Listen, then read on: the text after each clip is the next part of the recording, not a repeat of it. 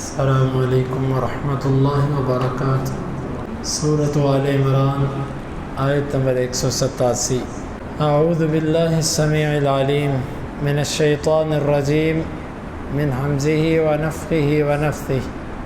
وَإِذْ أَخَذَ اللَّهُ مِيثَاقَ الَّذِينَ أُوتُوا الْكِتَابَ، جب اللہ نے اہل کتاب سے پختہ وعدہ لیا، لَتُبَيِّنُنَّهُ لِلنَّاسِ وَلَا تَكْتُمُونَهُ، تم ضرور بھی ضرور اسے لوگوں کے لیے بیان کرو گے اور اسے چھپاؤ گے نہیں۔ فَنَبَذُوهُ وَرَاءَ ظُهُورِهِمْ وَاشْتَرَوْا بِهِ ثَمَنًا قَلِيلًا، انہوں نے اسے اپنی پشتوں کے پیچھے پھینک دیا اور اس کے بدلے میں تھوڑی سی قیمت کو لے لیا۔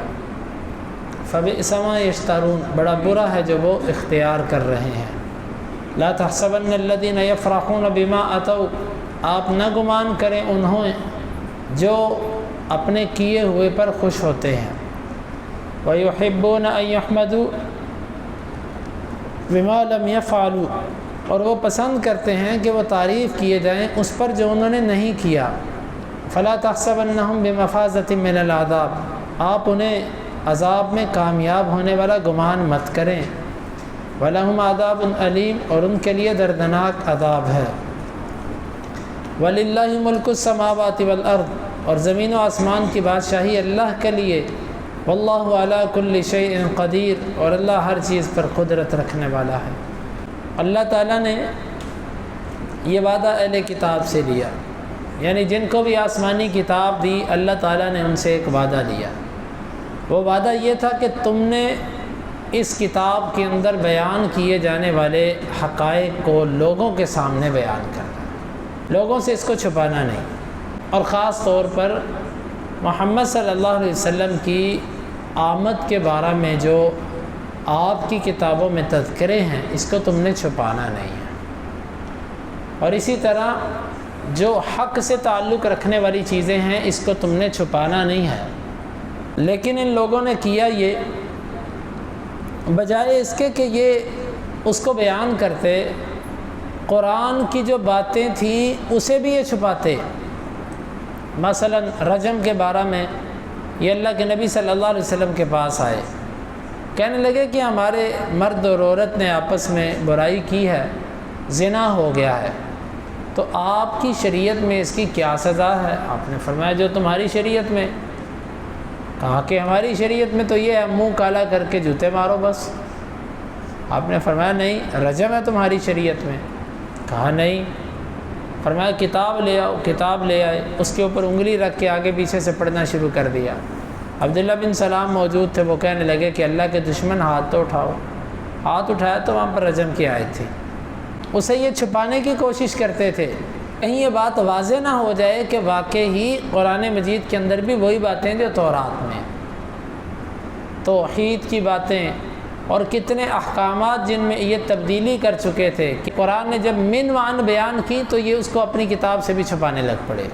اللہ تعالیٰ کی کتاب میں بیان ہونے والی چیزوں کو چھپانا یہ یہود و نصارہ کا طریقہ ہے۔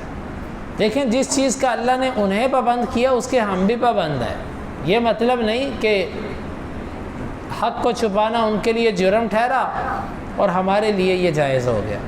خاص طور پر اہل البدع شرک کرنے والے تو اپنی عوام کے ساتھ بہت بڑا دھوکہ کر رہے ہیں۔ ان کے علماء یہ سب کچھ دیکھ کر خاموش ہے۔ قرآن کی آیات جہاں آتی ہیں کہتے ہیں اس سے تو بت مراد ہیں، قبروں کی پوجا تو مراد نہیں ہے اس سے۔ جہاں غیر اللہ کے نام پر کہیں نظر و نیاز کی باری آتی کہتے ہیں یہ تو بتوں کے اوپر چڑھاوے چڑھانے کی بات ہے، تم تو اولیاء کے دربار پر چڑھاوے چڑھاتے ہو۔ ہم کتاب و سنت والے لوگ ہیں۔ اہل حدیث کسی تنظیم کا نام نہیں ہے، کسی فرقہ بندی کا نام نہیں ہے، بلکہ اہل حدیث ایک نظریے اور ایک سوچ کا نام ہے۔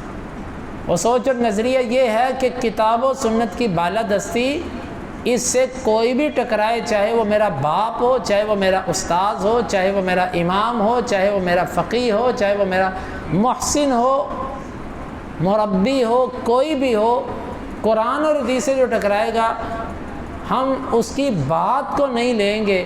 ٹھیک ہے اس کا ادب احترام اپنی جگہ، لیکن اس کی بات ہم نہیں قبول کریں گے۔ تو یہ جرم ہے اللہ کی کتاب میں جو بیان ہوا اس کو چھپانا۔ اللہ نے ہمیں ان کو حکم دیا تھا کہ تم اس کو بیان کرو گے، تم اس کو چھپاؤ گے نہیں۔ فَنَبَذُوهُ وَرَاءَ ظُهُورِهِمْ وَاشْتَرَوْا بِهِ ثَمَنًا قَلِيلًا، انہوں نے اس کو پشتوں کے پیچھے پھینک دیا اور تھوڑے سے مفاد کی خاطر اللہ کی آیات کو ترک کر دیا۔ تھوڑے سے مفاد سے مراد یہ نہیں کہ زیادہ لے لیتے، بلکہ ساری دنیا ہی تھوڑی ہے۔ قُلْ مَتَاعُ الدُّنْيَا قَلِيلٌ، ساری دنیا بھی مل جائے تو وہ تھوڑا ہی ہے۔ اب جن لوگوں نے تھوڑے سے معاملات کی خاطر عقیدہ توحید کو بیچ دیا، جن لوگوں نے تھوڑے سے معاملات کی خاطر اپنی وہ کتاب و سنت کی دعوت کو، ایک وقت تھا کہ اہل حدیث کہلوانے والے لوگ ان کی صبح و شام ان کا اٹھنا بیٹھنا کلمہ توحید ہوتا تھا۔ آپ کو یاد ہوگا، آپ میں بزرگ موجود ہیں، آپ بزرگ ذرا اپنی جوانیوں میں جائیں، جب آپ کے پاس عقیدہ توحید تھا تو آپ کی ہر دوسرے بندے سے بحث کس موضوع پر ہوتی تھی؟ توحید کے موضوع پر۔ آپ ان کو شرک سے روکتے تھے۔ واللہ یہ تو ہم نے تھوڑے سے مفاد کی خاطر عقیدہ توحید ترک کر دیا، اور اگر آپ لوگوں نے توحید چھوڑ دی تو توحید بیان کون کرے گا؟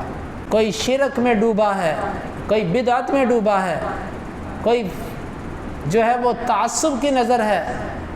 ایک جماعت تھی کہ جس کے پاس عقیدہ توحید تھا، سلف کا منہج تھا، صحابہ کرام کی خالص دعوت تھی، وہ جماعت بھی ترک کر گئی۔ حتیٰ کہ آج اگر کسی جگہ پر عقیدہ توحید بیان کریں تو لوگ کہیں گے جی حکمت سے چلنا چاہیے، یعنی حکمت کا معنی یہ ہے توحید بیان نہ کرو۔ اللہ کے بندو، یہ چنگیاڑی بجھنے نہ دو۔ جب یہ چنگیاڑی بجھ گئی نا تو پھر یاد رکھیے گا، پھر یہ آگ دوبارہ جلنا مشکل ہے۔ ایک بات اور ذہن میں رکھیے گا، آپ کیا سمجھتے ہیں؟ کفر کو نہیں پتہ آپ کون ہیں، اس کو پتہ اصل مسلمان یہ لوگ ہیں۔ وہ آپ کے بارے میں یہ تجزیہ کرتے ہیں کہ اصل لوگ دین پر چلنے والے یہ ہیں۔ کچھ عرصہ پہلے انہوں نے مسلمان ملکوں کے اندر سروے کیا تھا، خاص کر پاکستان، اس کے اندر انہوں نے مسلمانوں کی 4 کیٹیگریاں بنائی تھیں۔ ان میں انہوں نے کہا تھا کہ جو خطرناک لوگ ہیں نا تمہارے لیے، وہ یہ جو سلفی کہلاتے ہیں نا، جو اہل حدیث اور سلفی ہیں، یہ لوگ ہیں اصل مسلمان، ان سے بچو بس۔ یہ جہادی بھی ہیں اور یہ توحیدی بھی ہیں اور یہ سب کچھ کر سکتے ہیں۔ انبیاء کی دعوت نیچے سے چلی ہے، انبیاء نے کبھی اقتدار کی کوشش نہیں کی۔ غلاموں کو، فقیروں کو، غریبوں کو دعوت کیا دی گئی؟ توحید۔ آپ کو تو وہ کہتے تھے کہ یار ہمارے سردار بن جاؤ لیکن یہ دعوت بند کر دو۔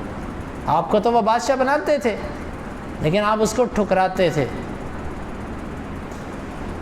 اس لیے میرے پیارے بھائیوں، ان غلط فہمیوں کے اندر مت پڑیے، اپنی صلاحیتوں کو ضائع مت کیجیے۔ لیکن اصل دکھ کی بات یہ ہے کہ ہم نے تھوڑے سے مفاد کی خاطر، الیکشنوں کی خاطر، کرسیوں کی خاطر، سیٹوں کی خاطر، دنیاوی، اور وہ بھی لیے نہیں ہیں مفاد، لیے وہ بھی نہیں ہیں، بس ایسے گمانی طور پر، اس کے بدلے میں ہم نے اصل کلمہ توحید کو چھوڑ دیا۔ ابھی سما یشترون، بڑا برا ہے جو وہ اختیار کر رہے ہیں۔ لا تحسبن الذین یفرحون بما اتوا، جو لوگ خوش ہوتے ہیں اپنے کیے پر، آپ انہیں مت سمجھو کہ وہ عذاب سے بچنے والے ہیں، اور وہ پسند کرتے ہیں کہ وہ تعریف کیے جائیں اس کام پر جو انہوں نے نہیں کی۔ اس سے مراد منافقین بھی ہیں، یعنی یہ کام نہیں کیا اور یہ چاہتے ہیں کہ میری تعریف کی جائے۔ کئی لوگ ایسے ہوتے ہیں، کسی نے پیسے پکڑائی، یہ صدقہ کر دو اللہ کے رستے میں، اب وہ صدقہ کرتے ہوئے یہ باور کروا رہا ہے کہ یہ میں صدقہ کر رہا ہوں۔ کسی بندے کو یہ کہہ دیا جائے نا کہ ماشاءاللہ جی یہ تو تہجد گزار ہیں، اب وہ تہجد نہ پڑھتا ہو نا تو وہ کبھی بھی نہیں کہے گا نہیں بھائی میں نہیں پڑھتا۔ بہرحال یہ بے شمار ایسے مسائل ہیں ہمارے معاشرے کے اندر، ہم نے کچھ نہیں کیا ہوتا اور ہم تعریف چاہ رہے ہوتے ہیں کہ اس پر ہماری تعریف کر دو۔ دوسرا، یہود و نصارہ کے کچھ ایسے کام تھے، اللہ کے نبی صلی اللہ علیہ وسلم کی مجلس میں آ کر انہوں نے کچھ باتیں کی حقیقت کے خلاف، اور باہر جا کر خوش ہونے لگے، دیکھا ہم نے اس کے سوالوں کے جواب دے دیے، اور یہ باور کروایا نبی کو کہ ہم نے صحیح جواب دیے ہیں، اور اس پر یہ تعریف چاہتے تھے۔ اللہ نے آیت مبارکہ اتار دی۔ یعنی ہم میں سے ہر بندہ جو اپنی تعریف چاہتا ہے، کیا کچھ بھی نہیں اور تعریف چاہتا ہے، یہ وہ سمجھ لے کہ یہ کن کی علامت ہے۔ اللہ تعالیٰ اس کو پسند نہیں کرتا۔ فلا تحسبنہم بمفازۃ من العذاب، آپ ان کو مت گمان کریں کہ یہ عذاب سے بچنے والے ہیں، یہ عذاب سے کبھی بھی نہیں بچ سکتے۔ وَلَهُمْ عَذَابٌ أَلِيمٌ، ان کے لیے دردناک عذاب ہے۔ وَلِلَّهِ مُلْكُ السَّمَاوَاتِ وَالْأَرْضِ، زمین و آسمان کی بادشاہی اللہ کی۔ وَاللَّهُ عَلَى كُلِّ شَيْءٍ قدیر، اللہ تعالیٰ ہر چیز پہ قدرت رکھنے والا ہے۔ اللہ تعالیٰ سے دعا ہے وہ ہمیں ان آیات کو سمجھنے کی اور عمل کی توفیق عطا فرمائے۔